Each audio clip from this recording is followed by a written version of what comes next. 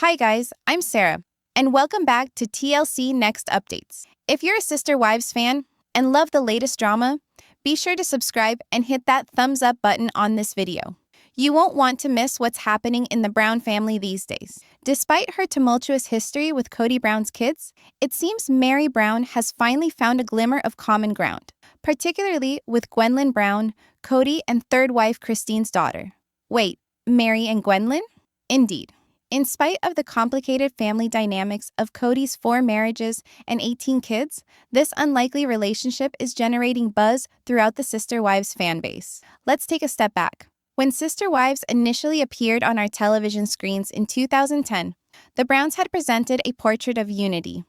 Unusual perhaps, but nevertheless a loving, working family. Jump forward to season 19. And that fantasy has fully disintegrated.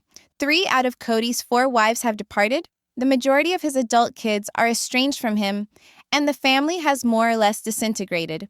So how exactly did Meri, this once contentious figure in the family, begin reconnecting?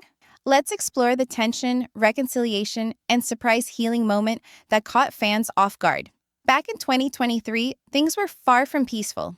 During a bombshell YouTube live session with John Yates, Robyn Brown, one of Kody's sons, dropped serious accusations about Meri's behavior. According to Robyn, Meri wasn't just difficult, she was downright abrasive. And he even hinted her treatment of the kids crossed a line, though he stopped short of specifics, out of respect for his mother, Christine. The drama only grew when Gwendlyn replied on her Patreon. She did not disavow Robyn's statement. On the contrary, she repeated it, calling Meri scary as a kid.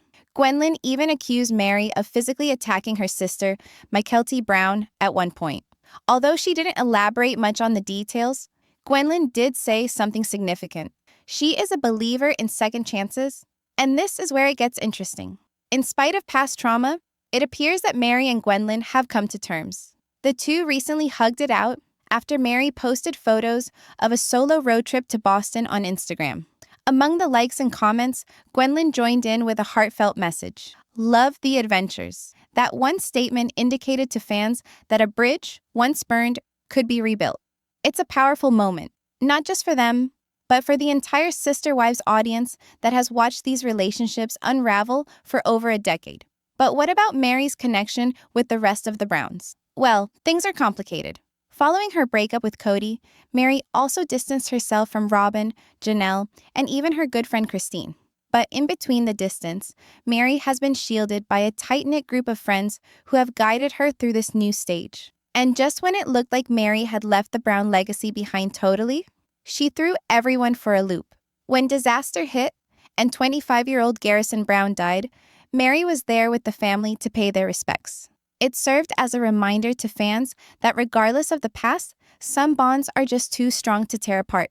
So what is Robyn Brown up to today? Since season 19 concluded, Robyn has stuck with Kody in a monogamous union at this point after the spiritual divorces of his initial 3 wives. She married Kody legally in 2014 and gradually became the focal point of his life, something that built resentment among the other wives and eventually led to the breakdown of the plural marriage. While Robyn lives what seems to be a steady, joyful life with Kody, the question lingers in the minds of fans. At what cost? With feelings running high and relationships in perpetual flux. One thing is certain. The saga of the Brown family is far from finished. The Brown family may have been united under the same roof at one time, but now they could not be more broken. And though plenty of relationships have hit the rocks, there's one couple that appears to be weathering the storm beautifully, Kody and Robyn Brown. But don't be fooled by appearances. Their path to harmony wasn't without its challenges. After Kody's failures at plural marriages, his relationship with Robyn wasn't immune to turbulence as well. The emotional stress of losing 3 wives weighed heavily, and Kody's seething anger strained their relationship. There were times when things seemed very bleak, even between the remaining last couple. Just as it seemed like their connection might not make it either, something changed. Over the past few months, Kody and Robyn have settled down. As they adapted to being a monogamous couple, they've prioritized quieter, more serene lives, indulging their own happiness, free from cameras and drama. They've also made some dramatic life decisions. The pair recently sold their interest in the Coyote Pass property, a longtime symbol of their polygamous utopia, split the proceeds between themselves, Meri, and Janelle, and separated them equally. They sold their old Flagstaff house as well and moved to a much bigger one, a symbolic and physical transition into a new era. Their new $2.1 million house isn't only larger, it's gargantuan. With almost 8,000 square feet of living area, 6 bedrooms, 7 bathrooms, a guest home, a 7-car garage, and space for an RV, perhaps for their son Dayton, this house is the crown jewel of their new life as one big, happy family. Clearly, Robyn and Kody are living large, and some family members have even accused them of being a bit shopaholic in the bargain. But the plot thickens further when we consider Robyn's relationship, or lack thereof, with the other members of the family. Robyn, once upon a time, attempted to be the glue that bound the plural family together. She was a counselor to Meri, a supportive friend to Janelle, and an outspoken advocate for Christine. She believed in polygamy and truly cared about her fellow sister wives. But that all came to an end when Kody's spiritual marriages collapsed. When his relationships with Meri, Janelle, and Christine collapsed, Robyn started to fade away. Gradually but surely, she lost contact with all of them. As of 2025, Robyn is totally out of touch with the other sister wives, including Meri, who was once her best friend.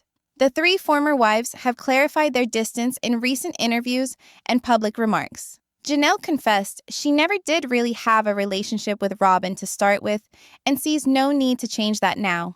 Meri and Christine were of the same opinion. They've moved on and don't see the need to rehash anything. Christine even went so far as to say, "I haven't talked to Meri or Robyn in years." And so, as Robyn and Kody live it up in their upscale new life, the toll on their emotions is undeniable. In private, Robyn has admitted to feeling like the idiot left behind when the other wives decided to walk away from polygamy and take back control for themselves. At one stage, she even worried that Kody's heartbreak would jeopardize their relationship. She was frightened the burden of all that grief would also tear them apart. But off camera, another story appears to be unfolding. Later in May 2025, the pair were seen in Idaho Falls, laughing and seemingly very happy.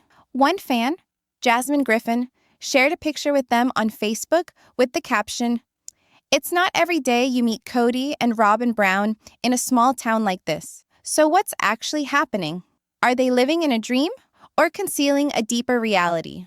One thing is certain, even as the rest of the Brown family has fractured, Kody and Robyn are still happily married, at least on the surface. Whether their monogamous happiness is constructed to last, only time will tell, particularly as new seasons and new secrets keep unfolding. In the center of Idaho Falls, a fan took a picture of Kody and Robyn Brown during an unusual public appearance. Robyn dressed in a sunny blue floral blouse, her face aglow with a bright smile. Walking closely beside her, Kody smiled even more broadly, both appearing like a couple at ease, far removed from the turbulent pages of their history. But beneath that shiny veneer is a whirlpool of controversy, particularly when it comes to Robyn's splurging. There have been rumors surrounding Robyn's expensive pastime, collecting dolls.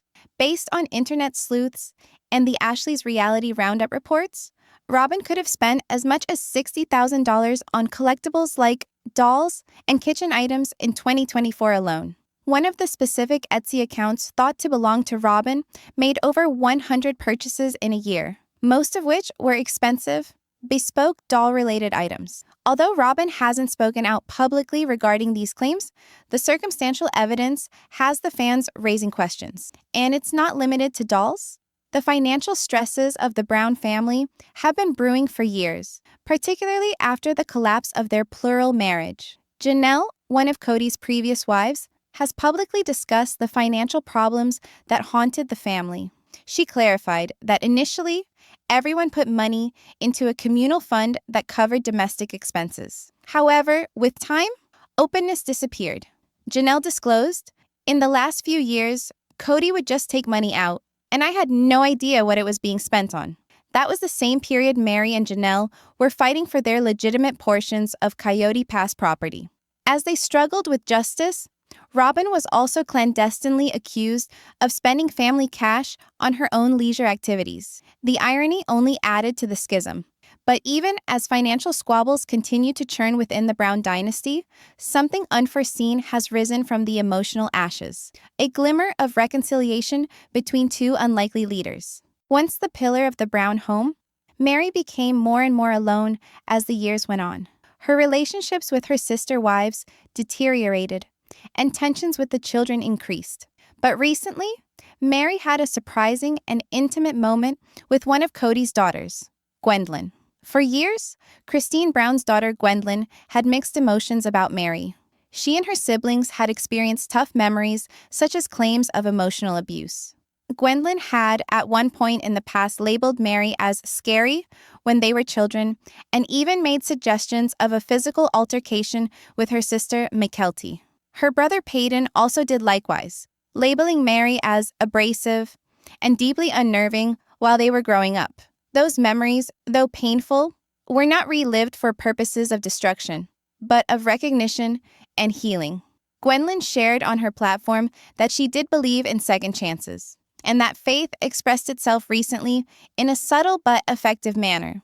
Meri had taken a cross-country road trip alone, documenting her adventures on social media as she celebrated her freedom and newfound independence. Of the hundreds of responses she got, one touched her particularly. A kind, motivating comment from Gwendolyn. "Love the adventures," she wrote. A few words that held deep significance. That moment, quiet but genuine, suggested the potential for reconciliation. It indicated that, even in a divided family, there's still space for growth, forgiveness, and transformation. The Brown family won't ever be the same, but bonds are being formed in new and unexpected ways. While Kody and Robyn find peace in opulence, and Meri gets out there and explores life on her own terms, the next chapter of Sister Wives keeps rolling out, not only with drama, but with moments of healing. The older woman, once confined by the constructs of a religious-based marriage, has come into the light of her new existence. With the multiple household structure now deconstructed, she has entered the domain of self-awareness. Supported by a self-assured cohort, she has located her voice, no longer only speaking from within the boundaries of a shared identity, but from the clarity of her developing sense of self. Although yesterday's pain still clings to her, it no longer owns her. She's found community, business, and freedom of movement. And yet, she has not severed all connection to the family that once dominated her world. When tragedy befell them, a senseless loss that brought the Brown family together in grief, she was there. Quietly, respectfully, she stood with those whom she once called family, united not in form, but in common grief. That day, her attendance at the funeral of a cherished family member spoke more than any words. It told all of those who witnessed it that though the ties of matrimony had been broken, the quality of lived experience endures. Certain connections, born in the crucible of shared existence, just will not perish. Today, she moves unencumbered, forges a peace-bringing friendship, and continues to expand beyond the role in which she was once contained. The young woman who had once been afraid of her is now growing into herself, mapping her way, redefining her beliefs, and determining what family is to her on her own terms. Their fleeting online encounter, a brief word of encouragement, is within it the potential for more. It's more than a gesture of forgiveness, however, but one of acknowledgement. Two women who once misjudged each other come to regard each other now not as threats, but as people defined by hard times. And in that quiet shift there is hope, the hope that the wreckage of the past need not determine the future. Their own story is no longer simply about a family coming undone. It's about the gradual reassembling of what may still exist. As they go their separate but parallel ways, they teach us that healing does not have to be boisterous or instantaneous. Oftentimes, it can be initiated by a simple act of kindness, a word, a smile, or the realization that transformation is possible. Meanwhile, in the quieter corners of Arizona, Robyn Brown lives a vastly different life than she once did. Once the fourth wife in a sprawling polygamous household, Robyn now exists in a far simpler world, one defined by exclusivity rather than shared responsibility. The collapse of the plural marriage didn't just transform her relationship status, it reshaped her entire identity. Gone are the crowded living rooms, divided holidays, and delicate balancing of co-wife diplomacy. In their place, silence, stability, and singular devotion. What was once a chaotic web of shared love and fragmented loyalty has become a private, two-person partnership. Robyn and Kody sold the land they had once envisioned building on as a family unit with the other wives. Coyote Pass, a token of their once dreamed-of together family goal. Not only did the sale cut legal links, but it also marked the end of years of unrealized dreams. Robyn and Kody began anew, this time in a house destined solely for them. Their new home is majestic, expansive, bespoke, and located in the same Arizona town that saw their family's best moments and worst times. Equipped with 7 bedrooms, a guest house, and room for their children and hobbies, the house mirrors their shift to a monogamous existence. It's a place not for sharing, but for settling. Not for growing, but for peace. But at a price. Once Robyn had been so desperate to connect with the women who shared her husband's heart. She confided in Meri, laughed with Janelle, and stood by Christine. In the early years, she seemed to believe, really, about the vision of plural unity. Many hearts, one family. But when that vision fell apart, so did those tenuous friendships. It wasn't abrupt. It was slow and incremental. A gentle, melancholy erasure. As the others went on, some into freedom, some into new love or business endeavors, Robyn retreated. Her universe contracted, her mind honed. Whether the division was mutual or self-imposed is arguable. What isn't is this. The bonds that once held them have fully eroded. Even the weakest bonds, those formed in the earliest days of hope and faith, disappeared. There were no weeping reunions, no do-overs, only space, distance, and the silent fade of an era. Off-screen, another story played out. As audiences saw tension, remorse, and disillusionment, Robyn and Kody lived a new reality. The man who had once juggled the emotional weight of 4 marriages now seemed hollow-eyed, burdened by the wreckage of his own fantasy. But Robyn mourned something else altogether. The failure of an ideal, the loss of communal cohesion that she had once advocated for. Alone together, as the din of polygamy receded, they started anew. No longer as members of an extended family, but as 2 people learning to live again together. Friends report their laughter resumed, their meals lengthened. The silence between them grew less isolated and more serene. They vanished from the headlines, their sightings becoming rare. There were fewer tweets, tabloids had less to pursue. In backwaters of small towns, they were seen, unheralded, untroubled, holding hands, smiling, not as focal points of a collapsing reality show, but as 2 individuals seeking normalcy once more. Maybe that was the idea all along. Yet questions remained acutely, particularly regarding Robyn's expenditures. Her reported enthusiasm for detailed, handmade dolls raised questions and outrage in equal measure. Some recounted her pastime having turned into an addiction, engaging thousands from family resources. Boutique bills emerged. Sellers' notes were circulated. In a household where fiscal equity had long been the focus, the possibility of unbridled spending incensed. But Robyn said nothing.